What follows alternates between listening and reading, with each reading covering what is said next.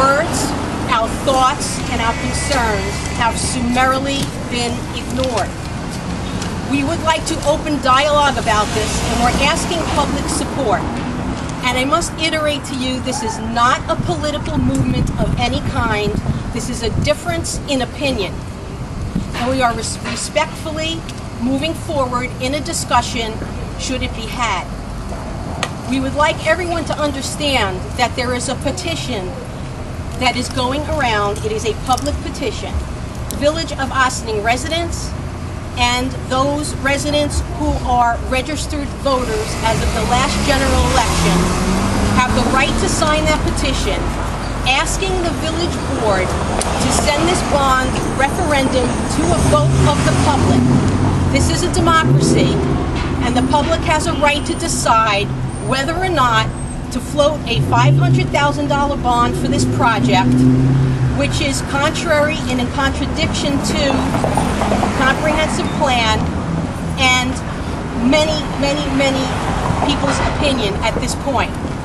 We are very concerned about the business community down here, making this a walking community for pedestrians, and a roundabout or a traffic circle of any kind will continue to move traffic without traffic lights, and will continue to move traffic past businesses just to get down to the train station or somewhere else. We want to make Ossining a walking town. We want to make Ossining a place where people come and spend money, come to the restaurants, go to the coffee shops, go to the antique shops, and visit all of the services we have down here. And putting a roundabout in place at this time so quickly and without the proper studies in place is very irresponsible and a waste of taxpayer money at this point. It is not going to save money in the long run. It's going to cost more money. We have seen other round pictures and renderings of other roundabouts in the paper and in other places. Some of our constituents will speak to that in a moment. Those roundabouts continue to be very costly to maintain, as well as costly to put into place. We're talking millions and millions of dollars. $500,000 is not going to cover a roundabout in the long run.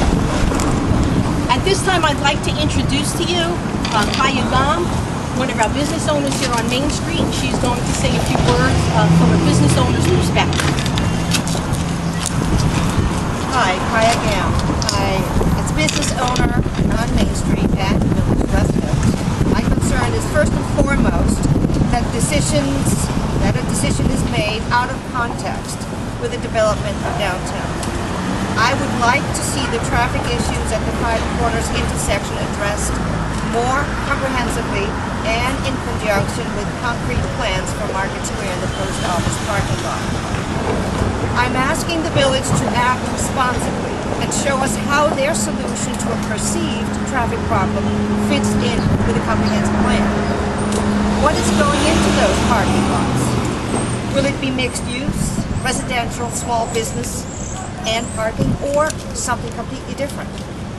The board did not put a plan in motion to address those questions. Requesting a plan before taking on debt is not obstruction of progress. On the contrary, we are missing vital information that the board either does not have or is not sharing with us. However, piecemeal solutions that may or may not miss the greater goal is fiscally irresponsible. Clear and simple. I understand that we must spend money on the intersection. It must be brought up to date to meet New York State codes and ADA requirements, but this can be done with modern electronic controls. Solar-powered traffic lights are an option. Radio signal traffic lights that do not require below-ground infrastructure and that our first responders can have control over in emergencies. And how about trying viable, inexpensive solutions first that will not incur great cost, such as a turn lane off Main to Spring? That's just paint. No matter whether it will be a refurbished traditional intersection or a roundabout, money is going to flow, and I am not opposed to spending. But I am opposed to being kept in the dark while the board grapples with what they have set in motion without projection towards a defined result, planning-wise and physically speaking.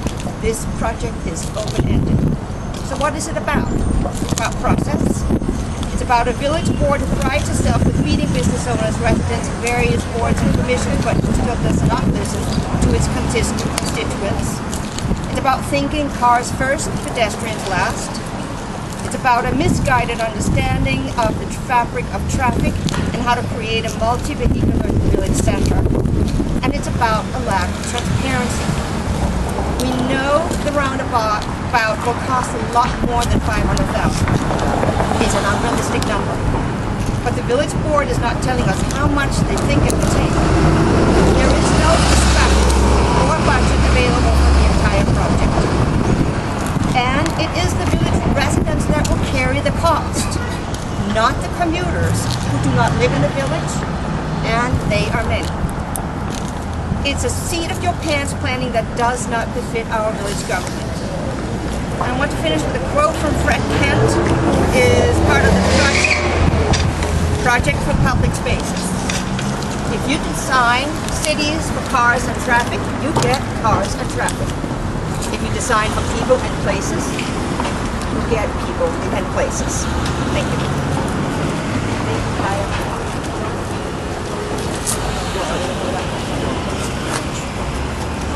Good afternoon, everyone. My name is Miguel Hernandez, and I'm on the Historic Preservation Commission.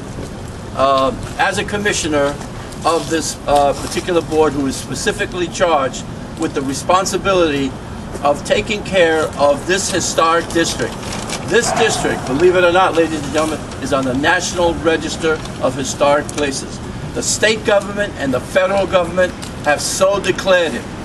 And it is a shame, a damn shame, that the current mayor and her administration want to destroy this place just so they can have something to point to that they built.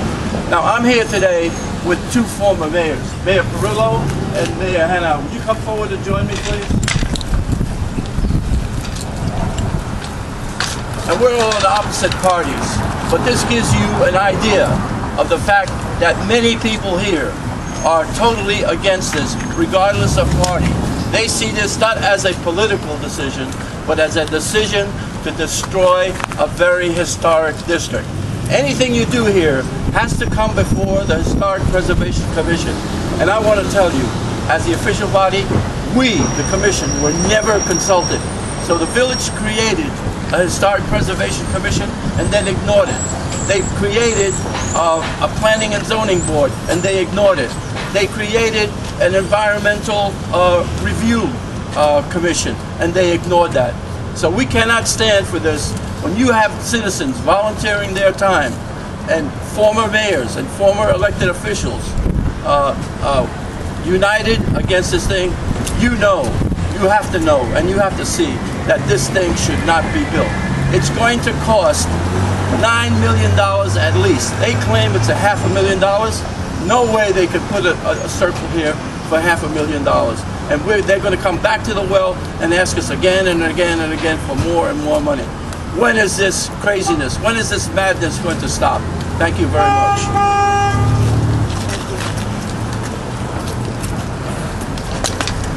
My name is John Van Steen. I'm a director of the Austin Chamber of Commerce. As you know, the village board has chosen to move forward with the construction of Roundabout at the historic Five Corners intersection at Spring and Main Streets, and has passed a resolution to authorize its funding and using a $500,000 special purpose bond. The Chamber of Commerce opposes this project and believes that the village is ignoring the comprehensive plan, ignoring the need to change traffic patterns in the whole village, ignoring the needs of pedestrians, parking, and the impact on local businesses, ignoring the historic district and its value to downtown, and ignoring the many groups and organizations in the village that believe that it's a poor choice for our community.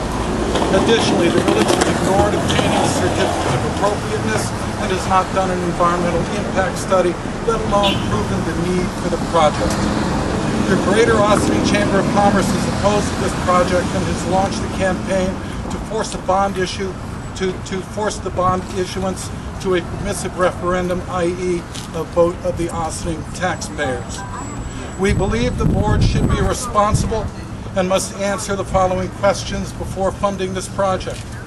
Have you completed a comprehensive traffic emissions and pedestrian accident studies that are part of an EIS? Are these costs included in the estimate? How can you proceed without this information? Have you performed a necessary environmental impact study? In this, you will need to make a negative declaration that the roundabout will not have a negative impact on the environment. Is this cost included in your estimate? You cite safety as a concern. You provide no evidence of an unsafe intersection. When will you prove to us the need for the roundabout? Have you consulted with your stakeholders? Have you consulted with your village velocity planning and historic preservation commissions to determine the necessary changes, alterations to the project? Are these costs included in your estimates? Have you received a detailed estimate of construction costs from your consultant, Mazer Consulting, on this project? How can you make a determination that the amount of the serial bond necessary for this project is $500,000? Why are you considering a roundabout without the context of the development of downtown? And without doing a comprehensive traffic and pedestrian study, and without an EIS, and without consulting your planning and historic preservation commissions, and without the architect's final estimates, and without submitting all of these estimates for an RFP, how do you know if the final estimates for this project will be $500,000 or $1 million or $1.5 million? Or should we expect a supplemental bond issue? In short, we believe the roundabout is a poor policy choice for the village and is a decision that has been reached in haste and by bypassing the appropriate process. We know that the only path forward is to place this issue before the voters by forcing a referendum. And we know that time is limited and that Ossining must act now. We urge all Ossining registered voters to sign and to carry the petitions and to have their friends and their families sign and carry petitions so that we can all send a necessary message to our village government. Thank you. Thank you, John. Just to wrap up, if you would like to sign a petition, there are many petition home goods out this weekend, and certainly you can visit these places: Bob's Army Navy, which is up the street, Kayagam Design, the Greater Ossining Chamber of Commerce at 2 Church Street around the corner, Squire's Restaurant, Vaza Salon behind us, and Bodega Wine Store. There are many petition carriers that will be out at the supermarkets as well, Stop and Shop, C-Town, and so on. Please sign this petition if, in fact, you would like to bring this to a public vote. We thank you for your time today. Please support local business. It's a win-win for everyone. Thank you. Have a great weekend. Thank you.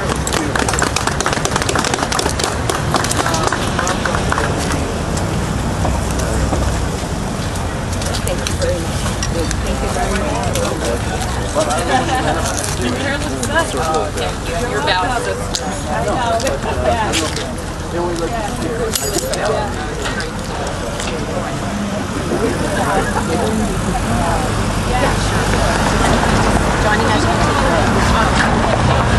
Johnny's our administrative assistant. Can you see the petition?